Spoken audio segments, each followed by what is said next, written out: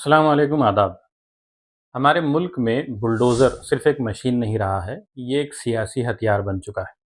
ہم نے کبھی اسے صرف کنسٹرکشن یا سڑکیں بنانے کے کاموں میں دیکھا تھا۔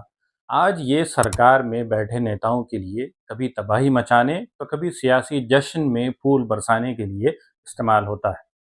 اور جب یہ جشن میں بھی استعمال ہوتا ہے تب بھی مقصد صرف جشن نہیں ہوا کرتا، بلکہ کسی کو کچھ پیغام دینا ہوتا ہے۔ ہم جانتے ہیں کہ اس کی شروعات یو پی سے ہوئی اور پھر ایم پی اور گجرات اور دوسرے اسٹیٹس میں پھیلا۔ بی جے پی حکومتوں نے بلڈوزر کو قانون نافذ کرنے کا آلہ بنا لیا ہے۔ جب بھی استعمال ہوتا ہے اس کا کاغذی پیغام کچھ اور ہوتا ہے اور عوامی پیغام کچھ اور۔ کاغذ پر اسے غیر قانونی تعمیرات توڑنے کے لیے استعمال کرنا بتایا جاتا ہے، لیکن عام اعلان کسی فریم کیے ہوئے جرم کے خلاف ایکشن بتایا جاتا ہے۔ لیکن کیا یہ کارروائیاں واقعی غیر قانونی تعمیرات کے خلاف ہیں یا کسی خاص کمیونٹی کو نشانہ بنایا جا رہا ہے؟ آپ کو یہ بھی یاد ہوگا کہ جب بلڈوزر کے استعمال کا یہ معاملہ سپریم کورٹ پہنچا تھا تو نومبر 2024 میں سپریم کورٹ نے سخت الفاظ میں اس کو غیر دستوری بتایا تھا اور صاف صاف یہ ہدایت دی تھی کہ نوٹس کے بغیر کوئی گھر یا کوئی عمارت نہیں توڑی جائے گی۔ جس پر ایکشن لیا جا رہا ہے اس کو اپیل کا پورا موقع دیا جائے گا۔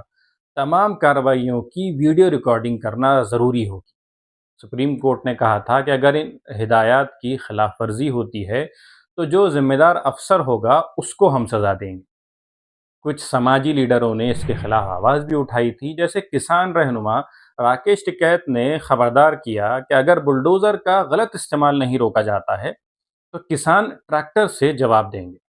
اپوزیشن لیڈروں نے بھی سخت رد عمل دینے کی اپنی کوشش کی اور کچھ نے تو بی جے پی کے ہیڈ کوارٹر ہی کو توڑنے کی بات کی۔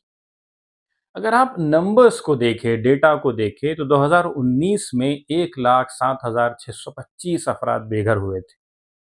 2022-23 میں 1,53,820 مکانات کو توڑا گیا تھا۔ اس طرح کل 7,38,438 لوگ جو ہے اس سے متاثر ہوئے ہیں۔ یہ اعداد و شمار صرف اعداد نہیں بلکہ ان کے پیچھے ہزاروں کہانیاں، خواب اور زندگیاں گھوم رہی ہیں۔ یہ ان اعداد و شمار میں حال ہی میں ایک بڑی فہرست جڑ گئی۔ بات گجرات کے احمد آباد کی ہے۔ وہاں کی سرکار نے چند دن پہلے بنگلہ دیشی اور غیر قانونی کنسٹرکشن کے نام پر 8,500 گھروں کو تباہ برباد کر دیا، جو کہ تقریباً 2.5 لاکھ اسکوائر میٹر زمین کو صاف کرنے والی بات ہے۔ بلڈوزروں کی فوج لے کر سرکاری افسران مجبور و لاچار لوگوں کو روتا ہوا چھوڑ کر وہاں سے باہر نکل گئے۔ اکثر کو ہم نے روتے ہوئے پریشان حال دیکھا۔ اس جگہ سے کل 8,000 گھروں کو توڑا جانا طے ہے۔ عجب ہے کہ نہ کہ ملک میں اتنی بڑی کارروائی جب ہو جاتی ہے تو اس کا کہیں ذکر ہے، نہ میڈیا میں کہیں اس کا ذکر ہے۔ وجہ آپ جانتے ہیں کہ کس کے خلاف یہ کارروائی ہو رہی ہے اس کے حساب سے چیزیں رسپونڈ کی جاتی ہیں۔ بلڈوزر کا استعمال اگر انصاف کے لیے ہو تو قابل قبول، قانون کا بھی کسی بھی چیز کا استعمال، لیکن اگر یہ فرق کرنے کا ہتھیار بن جائے تو یہ ہمارے ملک کی ڈیموکریسی کے لیے بہت بڑا خطرہ ہے۔ وقت ہے کہ ہم سوال کریں، کیا ہم ایک انصاف پسند سوسائٹی کی طرف بڑھ رہے ہیں یا کسی کی پہچان کی بنیاد پر سزا دینے والے سسٹم کی طرف؟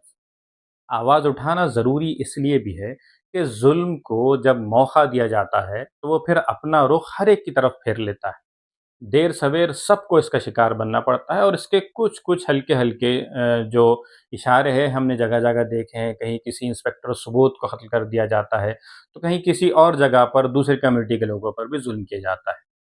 لوگ یہ سوچ کر کمیونل اینگل سے، کمیونل نفرت کے اینگل سے کچھ لوگ خوش ہو رہے ہوتے ہیں کہ پرٹیکولر کمیونٹی کو نقصان پہنچایا جا رہا ہے، لیکن بیسیکلی آپ ایک ظلم کو اور زیادہ مضبوط بناتے ہیں، اور جب کسی موقع پر اس ظلم کے اگینسٹ آپ کھڑے ہوتے ہیں تو وہ پھر آپ کو بھی یقیناً شکار بنا لیتا ہے۔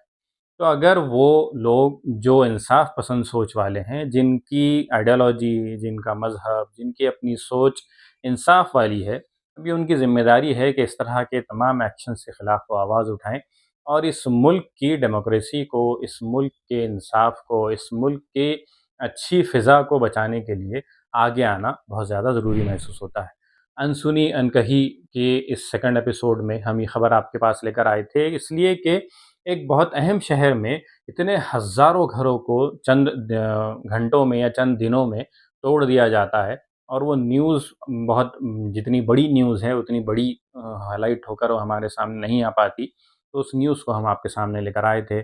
پھر ایک مرتبہ آپ سے ملاقات ہوگی۔ خدا حافظ۔